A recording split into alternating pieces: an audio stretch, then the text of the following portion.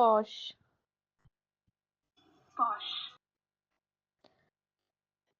ಈ ವಿಡಿಯೋ ಮೂಲಕ ನಾವು ಕಲಿಯಲಿದ್ದೇವೆ ಪೋಶ್ ಆಕ್ಟ್, ಕೆಲಸದ ಸ್ಥಳದಲ್ಲಿ ಲೈಂಗಿಕ ಕಿರುಕುಳ, ಪೋಶ್ ಆಕ್ಟ್ನ ಉದ್ದೇಶ, ಪೋಶ್ ಆಕ್ಟ್ ಹೇಗೆ ಸಹಾಯ ಮಾಡುತ್ತದೆ.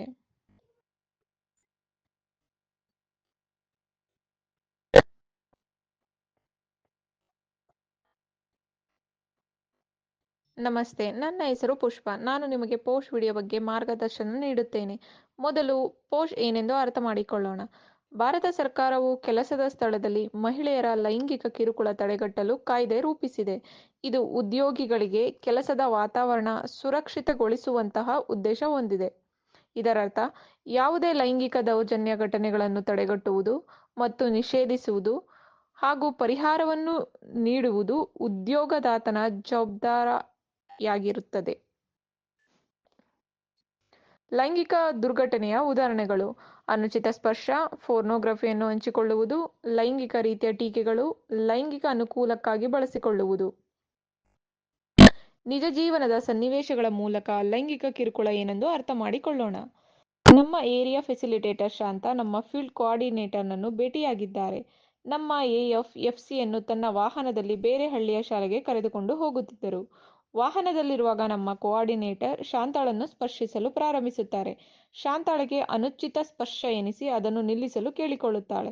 ಆದರೂ ಎಫ್ಸಿ ಪುನರಾವರ್ತಿಸಲು ಎಎಫ್ ಎಚ್ಚರಿಕೆ ನೀಡಿದರೂ ಕೋಆರ್ಡಿನೇಟರ್ ಎಎಫ್ ಅನ್ನು ಸ್ಪರ್ಶಿಸಲು ಮುಂದುವರಿಸುತ್ತಾನೆ. ಇದು ಕೆಲಸದ ಸ್ಥಳದಲ್ಲಿ ಲೈಂಗಿಕ ಪ್ರಕರಣವಾಗಿದೆ. ನಾವು ಇನ್ನೊಂದು ಉದಾಹರಣೆಯನ್ನು ತೆಗೆದುಕೊಳ್ಳೋಣ. ಎಎಫ್ ಮತ್ತು ವಿಸಿ ಜೊತೆಗೆ ಪ್ರೇಮ ವಿಡಿಯೋ ಕರೆಗೆ ಸೇರಿಕೊಂಡಿದ್ದಾರೆ. ಕರೆಯಲ್ಲಿರುವಾಗ ವಿಜಯ ಅಸಭ್ಯ ಜೋಕ್ ಹೇಳುತ್ತಿದ್ದರೆ ಇದು ತುಂಬಾ ಪ್ರೇಮಗೆ ಅನುಚಿತ ಎನಿಸಿತು. ಅವಳು ಆ ತಮಾಷೆಯ ಬಗ್ಗೆ ತನ್ನ ಭಾವನೆಯನ್ನು ತ್ವರಿತವಾಗಿ ವ್ಯಕ್ತಪಡಿಸಿದಳು. ವಿಜಯ ಕ್ಷಮೆಯಾಚಿಸುತ್ತಾಳೆ, ತಾನು ಎಂದಿಗೂ ಪುನರಾವರ್ತಿಸುವುದಿಲ್ಲವೆಂದು. ಇದು ಲೈಂಗಿಕ ಕಿರುಕುಳ ಎಂದು ಪರಿಗಣಿಸಲಾಗುತ್ತದೆಯೇ? ಇದಕ್ಕೆ ಉತ್ತರ ಇಲ್ಲ. ಇದು ಸೂಕ್ತವಲ್ಲದ ಮತ್ತು ವೃತ್ತಿಪರವಲ್ಲದಿದ್ದರೂ ಸಹ ಇದು ತೀವ್ರವಾಗದಿರುವ ಕಾರಣ ಲೈಂಗಿಕ ಕಿರುಕುಳದ ಪ್ರಕರಣವಲ್ಲ. ಆದಾಗ್ಯೂ ಪುನರಾವರ್ತಿತ ಎಚ್ಚರಿಕೆಯ ನಂತರವೂ ಕೊಳಕು ಜೋಕ್ಗಳನ್ನು ಹೇಳುವುದನ್ನು ಮುಂದುವರಿಸಿದರೆ ಅದು ಲೈಂಗಿಕ ಕಿರುಕುಳ ಎಂದು ಪರಿಗಣಿಸಲಾಗುತ್ತದೆ. ಮತ್ತೊಂದು ಪ್ರಾಮುಖ್ಯ ಸನ್ನಿವೇಶ. ಭೂಮಿಕಾ ನಮ್ಮ ವಿಸಿ ಕಾರ್ಯಕ್ರಮವನ್ನು ನಡೆಸುತ್ತಿದ್ದಾರೆ. ಗಿಡಗಳನ್ನು ಕೊಡಲು ಮಾರಾಟಗಾರನು ಗ್ರಾಮಕ್ಕೆ ಬಂದಿದ್ದಾರೆ. ಭೂಮಿಕಾ ಮಾರಾಟಗಾರನಿಗೆ ಲೈಂಗಿಕ ಟೀಕೆಗಳನ್ನು ರವಾನಿಸುತ್ತಾಳೆ. ಎಎಫ್ ಶಾಂತ ಇದನ್ನು ಕಂಡ ಸಾಕ್ಷಿಯಾಗಿದ್ದಾರೆ.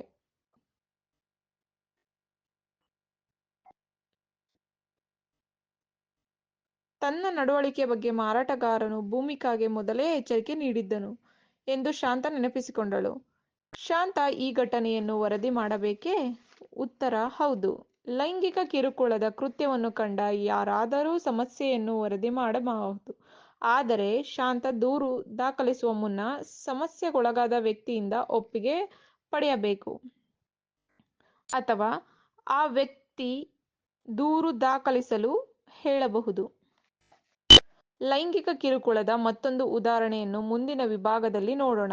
ನಮ್ಮ ವಿಸಿ ಬಿಂದು ಅವರ ಪಾಲುದಾರರನ್ನು ಸರ್ಕಾರಿ ಶಾಲೆಯ ಶಿಕ್ಷಕರಿಗೆ ಪರಿಚಯಿಸುವುದನ್ನು ಮುಗಿಸಿದರು. ಅವಳು ಹೊರಡುವ ಹಂತದಲ್ಲಿದ್ದಾಗ ಪಾಲುದಾರರು ಕೋಣೆಗೆ ಪ್ರವೇಶಿಸಿದರು ಮತ್ತು ಅವಳೊಂದಿಗೆ ಸಾಂದರ್ಭಿಕವಾಗಿ ಮಾತನಾಡಿದರು ಮತ್ತು ವಿಡಿಯೋವನ್ನು ನೋಡಲು ಆಸಕ್ತಿ ಇದೆಯೇ ಎಂದು ಕೇಳಿದರು. ಬಿಂದು ಒಪ್ಪಿಕೊಂಡಳು. ಅಶ್ಲೀಲ ವಿಡಿಯೋ ಪ್ಲೇ ಆಗಲು ಪ್ರಾರಂಭಿಸಿದಾಗ ಅವಳು ಬೇಗನೆ ಹಿಂತಿರುಗಿದಳು. ಅವಳು ಬೇಗನೆ ತನ್ನ ಅಸಮಾಧಾನವನ್ನು ವ್ಯಕ್ತಪಡಿಸಿದರು. ಆದರೆ ಪಾಲುದಾರನು ವಿಡಿಯೋ ತೋರಿಸುವುದನ್ನು ಮುಂದುವರಿಸುತ್ತಾನೆ. ಇದು ಕೆಲಸದ ಸ್ಥಳದಲ್ಲಿ ಲೈಂಗಿಕ ಕಿರುಕುಳದ ಪ್ರಕರಣವಾಗಿದೆ.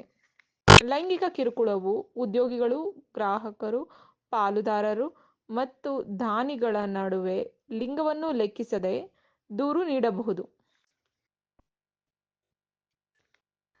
ಈ ಪೋಶ್ ಆಕ್ಟ್ನ ಉದ್ದೇಶವೇನು? ಈ ಪೋಶ್ ಆಕ್ಟ್ ತಕ್ಷಣದ ಉದ್ಯೋಗಿಗಳಿಗೆ ಮಾತ್ರವಲ್ಲದೆ ಮೂರನೇ ವ್ಯಕ್ತಿಯಾದ ಗುತ್ತಿಗೆದಾರರು ಮತ್ತು ಮಾರಾಟಗಾರರಿಗೂ ಸಹ ವಿಸ್ತರಿಸುತ್ತದೆ.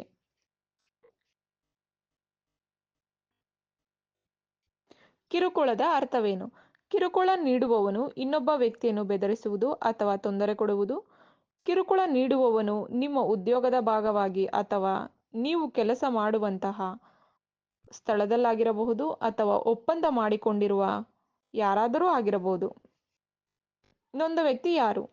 ಕೆಲಸದ ಸ್ಥಳದಲ್ಲಿ ಉದ್ದೇಶಪೂರ್ವಕ ಅಥವಾ ಉದ್ದೇಶಪೂರ್ವಕವಲ್ಲದ ಲೈಂಗಿಕ ಕಿರುಕುಳದಿಂದ ಬಾಧಿತನಾದ ವ್ಯಕ್ತಿಯು ನೊಂದ ವ್ಯಕ್ತಿ. ಆದರೆ ಉದ್ದೇಶವು ಮುಖ್ಯವಲ್ಲ, ಆದರೆ ಪರಿಣಾಮವು ಮುಖ್ಯವಾಗುತ್ತದೆ. ಪೋಷ್ ಹೇಗೆ ಸಹಾಯ ಮಾಡುತ್ತದೆ? ಸುಮಾರು 80% ಮಹಿಳಾ ಉದ್ಯೋಗಿಗಳು ಕೆಲಸದ ವಾತಾವರಣದಲ್ಲಿ ಲೈಂಗಿಕ ದೌರ್ಜನ್ಯವನ್ನು ವರದಿ ಮಾಡುವುದಿಲ್ಲ.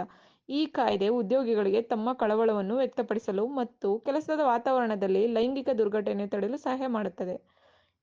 ಯಾವಾಗ ಮಾತನಾಡಬೇಕು? ನಾವು ವರ್ತನೆಯ ಒಳಗೆ ವಿಶ್ಲೇಷಿಸೋಣ. ಅಸಮಾಧಾನವನ್ನು ವ್ಯಕ್ತಪಡಿಸಿದ ನಂತರ ದುಷ್ಕೃತ್ಯವನ್ನು ಪುನರಾವರ್ತಿಸಿದರೆ ವ್ಯಕ್ತಿಯು ಹಸಿರು ನಡವಳಿಕೆಯ ವಲಯದಲ್ಲಿದ್ದಾನೆ ಎಂದರ್ಥ. ಪುನರಾವರ್ತಿತ ಎಚ್ಚರಿಕೆಯ ನಂತರವೂ ಮುಂದುವರೆದರೆ ಅವನು ತೀವ್ರತೆಯ ಕಾಯ್ದೆ ಹಳದಿ ವಲಯ ಮತ್ತು ಕೆಂಪು ವಲಯದಲ್ಲಿರುತ್ತಾನೆ. ಕೆಂಪು ಮತ್ತು ಹಳದಿ ವಲಯದಲ್ಲಿ ಎಲ್ಲ ಪ್ರಕರಣಗಳನ್ನು ವರದಿ ಮಾಡಬೇಕು. ಲೈಂಗಿಕ ಪ್ರಕರಣವನ್ನು ತಡೆಗಟ್ಟುವುದು ಮತ್ತು ನಿಷೇಧಿಸುವುದು ಮತ್ತು ಕೆಲಸದ ಸ್ಥಳವನ್ನು ಸುರಕ್ಷಿತ ವಾತಾವರಣವನ್ನಾಗಿ ಮಾಡುವುದು ಬಹಳ ಮುಖ್ಯ. ನಾವು ಜಾಗೃತೆ ಮತ್ತು ಸೂಕ್ಷ್ಮವಾಗಿರೋಣ.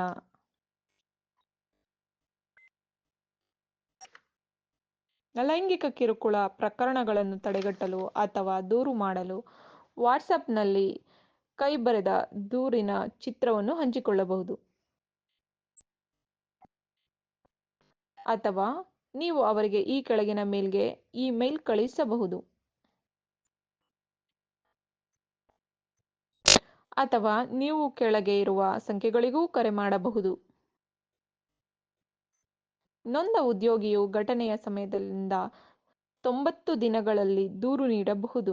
ಘಟನೆಯ ಸಂದರ್ಭದಿಂದ ಕೊನೆಯ ಘಟನೆಯವರೆಗೂ 90 ದಿನಗಳಲ್ಲಿ ದೂರು ನೀಡಬೇಕು. ಆಂತರಿಕ ಸಮಿತಿಯ ಸದಸ್ಯರು ದೂರುಗಳನ್ನು ಪರಿಶೀಲಿಸುತ್ತಾರೆ ಮತ್ತು ಎಚ್ಚರಿಕೆಯಿಂದ ವಿಶ್ಲೇಷಿಸಿದ ನಂತರ ನ್ಯಾಯಯುತ ನಿರ್ಧಾರವನ್ನು ತೆಗೆದುಕೊಳ್ಳುತ್ತಾರೆ. ನೊಂದ ವ್ಯಕ್ತಿಯ ಗುರುತನ್ನು ಬಹಿರಂಗಪಡಿಸುವುದಿಲ್ಲ. ಸಮಿತಿಯು 30 ದಿನಗಳಲ್ಲಿ ಪ್ರಕ್ರಿಯೆಯನ್ನು ಪುನರಾಗೊಳಿಸುತ್ತದೆ. ಆಂತರಿಕ ಸಮಿತಿಯ ತನಿಖೆಯ ನಂತರ ವ್ಯಕ್ತಿಯು ತಪ್ಪಿತಸ್ಥನೆಂದು ಕಂಡುಬಂದಲ್ಲಿ ಕೆಲಸದಿಂದ ವಜಾಗೊಳಿಸುವುದು, ಪ್ರಮೋಷನ್ ಅನ್ನು ತಡೆಹಿಡಿಯುವುದು ಇತ್ಯಾದಿ ಸೂಕ್ತ ಕ್ರಮಗಳನ್ನು ತೆಗೆದುಕೊಳ್ಳುವುದು. ಈ ಪೋಷ್ ಆಕ್ಟ್ ಅನ್ನು ವ್ಯಕ್ತಿ ಪ್ರತೀಕಾರದ ಜಾಗವಾಗಿ ಬಳಸಿಕೊಳ್ಳಬಾರದು. ಯಾವುದೇ ಆಂತರಿಕ ಸಮಿತಿಯ ಸದಸ್ಯರೊಂದಿಗೆ ಸಂಪರ್ಕ ಸಾಧಿಸಲು ಇಲ್ಲಿ ಇರುವ ಮಾಹಿತಿ ಬಳಸಿ. ವಾಟ್ಸ್ಆ್ಯಪ್ನಲ್ಲಿ ನಮ್ಮ ತಂಡದ ಸದಸ್ಯರೆಲ್ಲರಿಗೆ ಕ್ವಿಜ್ ನಡೆಸಲಾಗುತ್ತದೆ. ವಾಟ್ಸ್ಆ್ಯಪ್ ಕ್ವಿಜ್ ಅನ್ನು ಪ್ರಯತ್ನಿಸಲು ದಯವಿಟ್ಟು ಇಲ್ಲಿರುವ ಕ್ಲಾಸ್ರೂಮ್ ಕೋಡ್ ಅನ್ನು ಬಳಸಿ. ಕ್ವಿಜ್ ಮುಗಿಸಿದವರು ವಾಟ್ಸ್ಆ್ಯಪ್ನಲ್ಲಿ ನಿಮ್ಮ AF ಥಮ್ಸ್ ಅಪ್ ಕಳುಹಿಸಬೇಕು. ಈ ವಿಡಿಯೋವನ್ನು ನೋಡಿದ ನಂತರವೇ ಕ್ವಿಜ್ ಅನ್ನು ಕಳುಹಿಸಬೇಕು. ನಿಮಗೆ ಕ್ವಿಜ್ ತಮಿಳು ಮತ್ತು ಕನ್ನಡದಲ್ಲಿ ಲಭ್ಯವಿರುತ್ತದೆ.